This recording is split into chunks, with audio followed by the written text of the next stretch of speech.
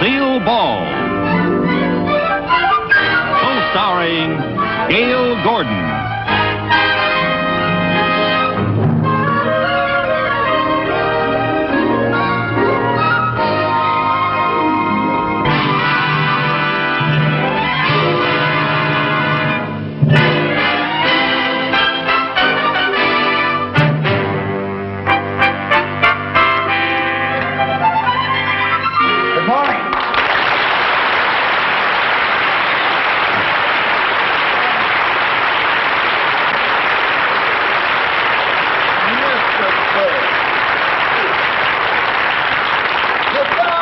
Mr. Burns, now then, what can I do for you? I stopped by to pick up my dividend statement. Ah, yes. Well, my secretary has your file. She'll be right back. Fine. Do you smoke cigars, Mr. Mooney? Yes, I do, yes. May I have one?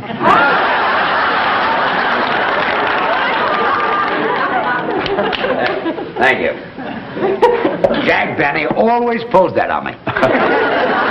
Very fun. Well, you know, some actors have to be on all the time.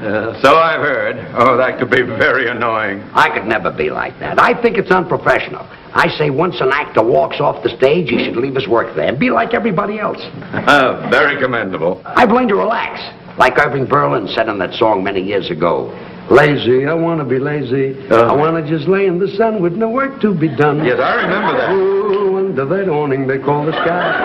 It was very stretching and yawning, you let the world go drifting by. Yes, well, I want to peep in the deep tangled wildwood, counting sheep while I sleep, like a child would, with a great big valise full of books to read while it's peaceful, while I'm killing time, being lazy now, Mr. Mooney.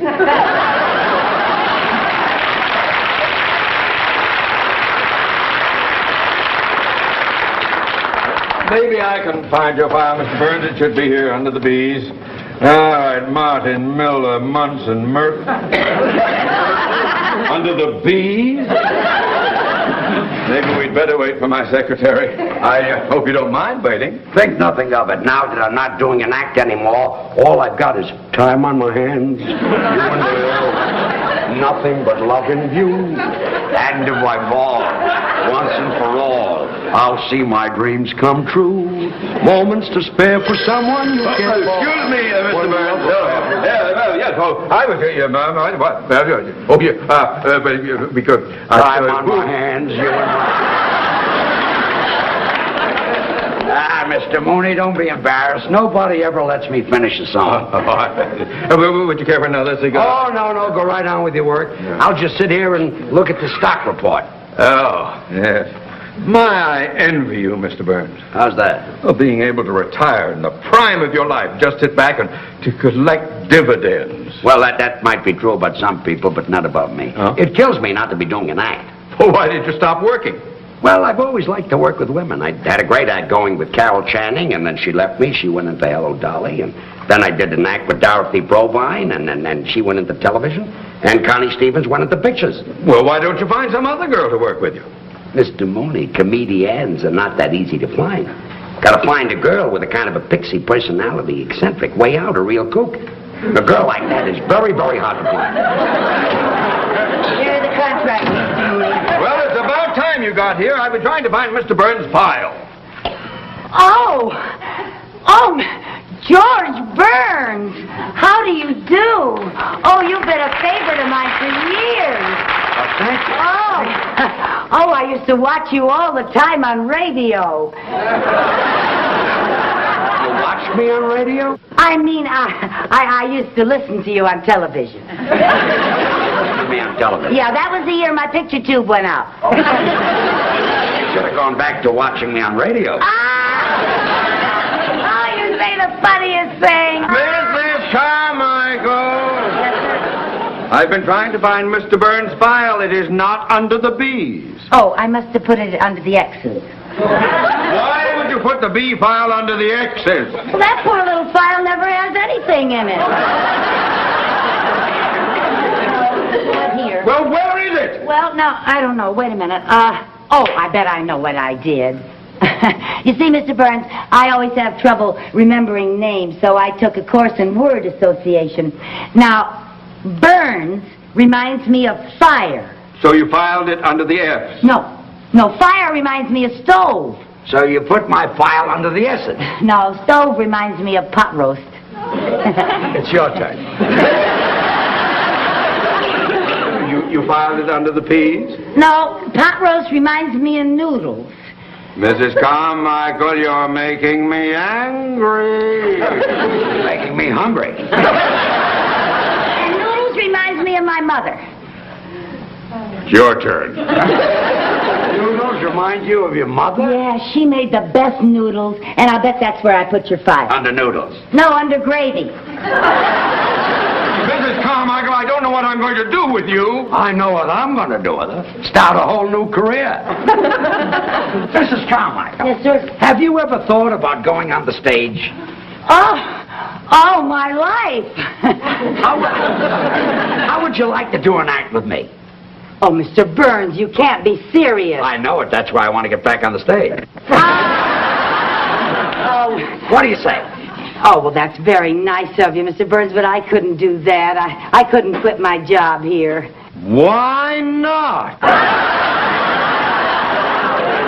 Because it wouldn't be fair to you, Mr. Mooney. You need me. Good help is hard to find. Well, I'd be delighted to start looking.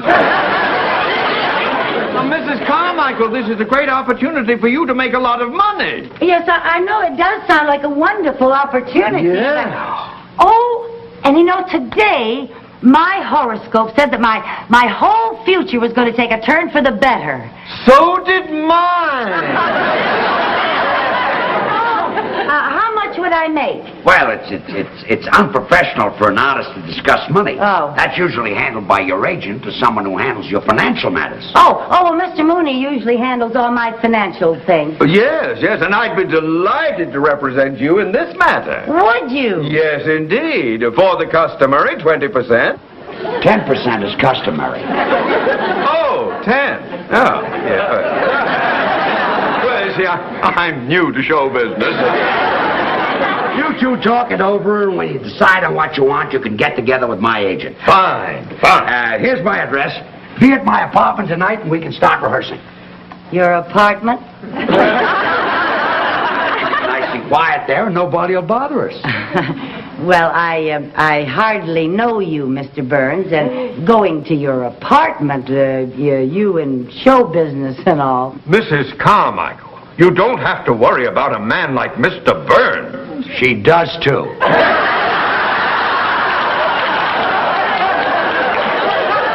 I didn't mean that you aren't a gentleman, Mr. Burns. I just meant that...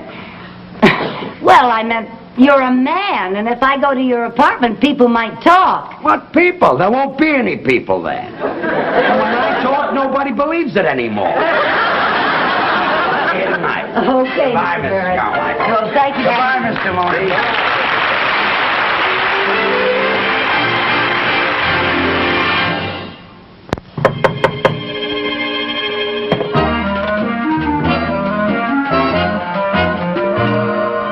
Mr. Burns. Good evening. Come on in. Thank you. Oh, what a lovely apartment. Well, I'm glad you like it. Oh, it's so beautiful. Are you ready to try a little rehearsal? Oh, yes. I can hardly wait to find out what I do on the stage. First, you've got to learn how to get on the stage. Oh, yes, sir. See, making an entrance is very important. Oh. Now, let's see. Where are we? That'll be the wings right there. Oh, uh-huh. Now, this will be center stage. Yes, sir. Yeah. Is that the audience out there? That's the audience. Okay. Now, we're introduced over the house mic. Oh, are we? Ladies and gentlemen, here they are, George Burns and Lucy Carmichael. Now, the orchestra plays our entrance music. Oh, what is our entrance music? Some of these days. Oh! Now, let's make our entrance. Let's go into from over here. Now, you walk out just like I do. Yes, sir. Okay. Yes, sir. Now, here they are, ladies and gentlemen, George Burns and Lucy Carmichael. Now, there's music, and I'm walking out, and I'm bowing, and I get to the center of the stage, and when I get to the center of the stage... I'm sorry, Mr. Honey, you walked out too fast. Oh, well, I guess I've waited so long to go on stage that I was kind of in a hurry. You belong over here. Oh, over here. Over there. Oh. That's it. Now, we'll start. Yes. Well, Lucy, say hello. Hello. Not to me, to the audience. Oh. Hello. Don't look down at the audience. The people in the back can't see you. Oh. Hello. Now, I'll tell you a little trick. Especially when you're new and you might be self-conscious. You look out at the audience, but you don't see them. You sort of look past them. Oh. Well, now, well, Lucy, say hello. Hello. Very good. Oh, thank you. Do that again. Hello. What's that? What is that business? Oh, a little curtsy. Yeah, well, I saw Ginger Rogers do that on the Late Late Show last night.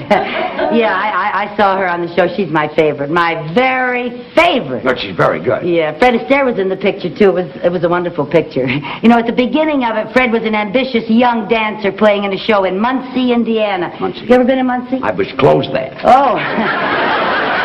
Well, Ginger Rogers is one of the chorus girls in the picture, and Fred's up there dancing away, you know, and Ginger's in back of him kicking with the girls, you know, and she accidentally kicks Fred. And the people laugh, and Fred is very embarrassed, you know. And then the girls go off stage, and Ginger starts for her dressing room, and Fred comes off stage, grabs her, and starts bawling her out. And that poor little thing is on the verge of tears. She's hurt? Not her, him. Oh, him. It hurt where she kicked him. And he tells her she's nothing but a clumsy clown with 2 left feet. And he calls her a no-talent nitwit. And then she calls him a swell-headed nincompoop. Yeah, and that's when they realize that they really love each other. It always... So later that night, he goes over to her apartment to apologize for bawling her out, you know. And he knocks on the door. He knocks on the door. If that's Fred Astaire, I'm giving up cigars. Come in. Oh, good evening. Nice to see you. Hope you don't mind my dropping by. I suppose you came by to transact a deal. Yes, I did, and to see how my client is getting along. Well, we've been rehearsing a little bit. Yeah, Mr. Burns is teaching me how to say hello. Hello. Oh, my, that's very good. She'll be worth a lot of money, this girl. Well, I don't discuss money. You'll have to talk to my agent. Hello. Yeah, no more. Save it until after we've made a deal. Oh. By the way, Mr. Mooney, I hope you don't think I'm taking advantage of you. How's that? Well, show business is new to you, and you'll be dealing with a man who's had a lot of experience in theatrical deals. Well, what's the difference? Money is money, and after all, a man with my vast banking and financial experience, it may be that your agent will be the one who is at a disadvantage. Oh, no. My agent is very good at money matters. Oh? Excuse me. Yeah. Hello? Mr. Burns, your agent's calling. Good, put him on. Hello, George. This is Jack.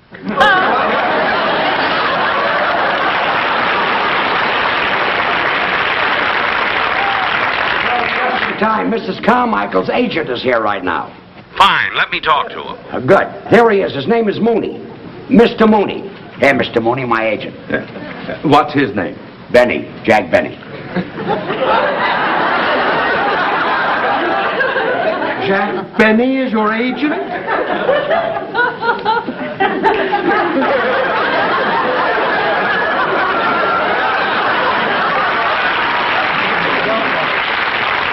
We'll be fair to you.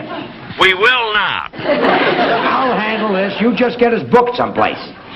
I got you a break-in date for tomorrow night at a club in Santa Monica. We open tomorrow night at a club in Santa Monica. Oh, that's wonderful. Great. The bookers from Vegas will be in to see you, so I hope the act's good. Don't worry, she'll be fine. I mean you.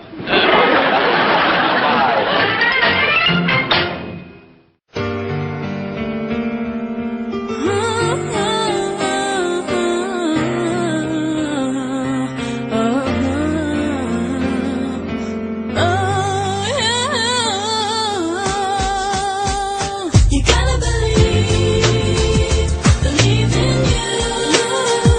You gotta have faith.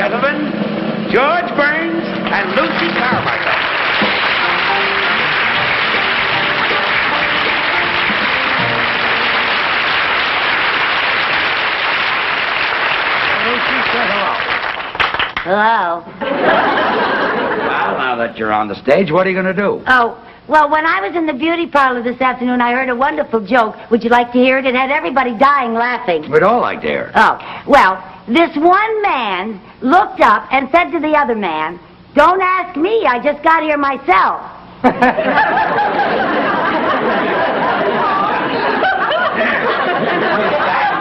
Is that the joke? Well, there was some stuff ahead of it that I didn't hear. That's the line that they were dying laughing at. I wouldn't tell that if I were you. Too old? Oh, yes, it's been kicked. Oh. Let's talk about your brother. Oh, which brother do you want to talk about? The one that's married or the one that's in love? The tall one. Oh, yeah. Well, that's my brother Harry. He's with the FBI. Your brother's with the FBI? Yeah, they picked him up in Kansas City. So the FBI picked him up. Well, they had to. He couldn't pick himself up. Loaded again. Yeah. Poor Harry. Hasn't your family ever tried to do something about his drinking? Well, we sent him to a psychiatrist, and the psychiatrist worked and worked to get to the bottom of Harry's drinking. And finally, he found out Harry's problem. What was it? Harry likes to drink. Well, we all have our reasons. I think Harry drinks to forget. Forget what? That he's a kleptomaniac. He's a kleptomaniac. Harry was always going into stores and taking things, so you know what my mother did? What? Well, she took some adhesive, and she taped his hand shut all but this one finger. Taped his hand shut all but that. Why? Well, so he could play marbles with my other brother. You can't play marbles with one finger. Well, Mother did that to even up the game. You see, Harry didn't have all of his fingers, and my other brother didn't have all of his marbles.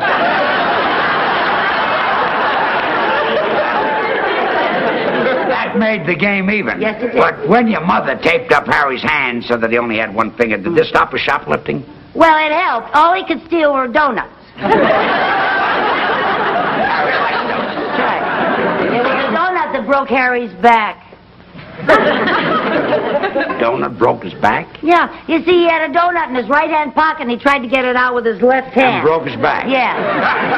Well, the next time he's got a donut in his right-hand pocket, tell him to try to take it out with his right hand. Well, that's kind of hard when you got your pants on backwards. He had his pants on backwards? Yeah. You see, Harry had a suit with two pair of pants, and he put one pair on frontwards and one pair on backwards. So that he could walk either way. That's when the truck hit him. What truck? The truck that didn't have its lights on. Well, why didn't the man in the truck have his lights on? Well, he didn't have to. It was daytime. Well, if it was daytime, didn't the man in the truck see your brother coming? He didn't know it was my brother.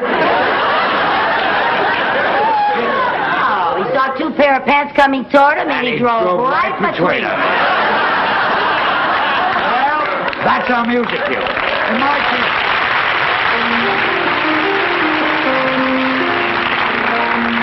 Two sweethearts in a country town, the neighbors say, lived happily the whole day long. Until one day told he must go away, she wondered then what could go wrong.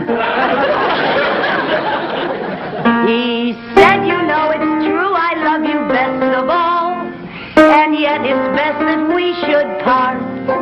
Just as he went away, he heard his sweetheart say, here's a pretty tempo, Lucy, play with it. Although it broke her heart, Some of these days, yes, some of these days, you'll miss me, honey. you're gonna miss me, honey. Some of these days, Yes, one of these days, you'll feel so lonely. you'll be feeling oh so You'll lonely. miss my hugging. You used to love it when I'd hug and You'll squeeze you. miss my kiss. You'd ask for more, and I You'll tease miss you. me only You want me only when you go away. when you're a million You'll feel miles. so lonely. In the evening when the sun goes Just down, for me only. I'll be on the other side of For town. you know, Oh, honey, you know, baby, you had your way. that you went and had your way. And when you leave me, Here's I know 'twill grieve You me. can bet you're gonna be full of sorrow. Your blue-eyed baby, some of these days. Diddy-dee-da, diddy-dee-dee-da, diddy-dee-da, diddy-dee-da.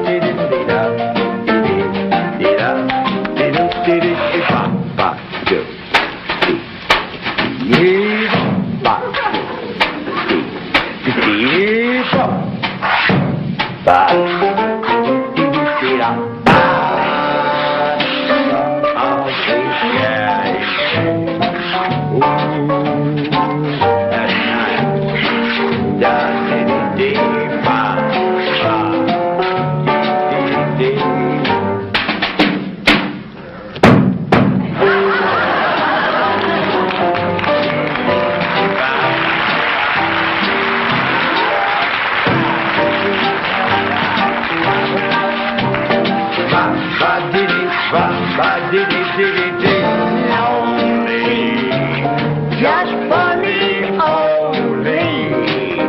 Don't you know, honey, that you've had your way. That you've had your way. And when you say goodbye, wipe that tear from your eye. You're gonna miss your baby. You're gonna miss your red-haired mama. You're gonna miss your blue-eyed baby somebody.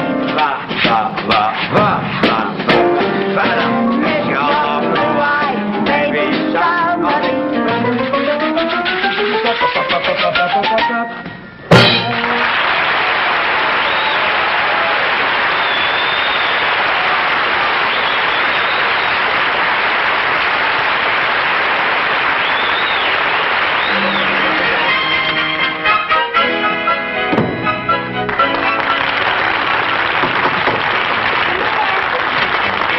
Lucy, you were just great. Thank you. Everybody out front is talking.